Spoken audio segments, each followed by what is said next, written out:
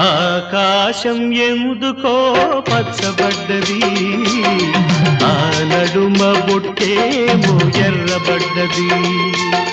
ఆకాశం ఎందుకో పచ్చబడ్డది, ఆ నడుమ బొట్టేమో ఎర్రబడ్డది. వీచే గాలుల తాకిడి, సాగే గువ్వల అలజడి, రమ్మని పిలిచే పైబడి.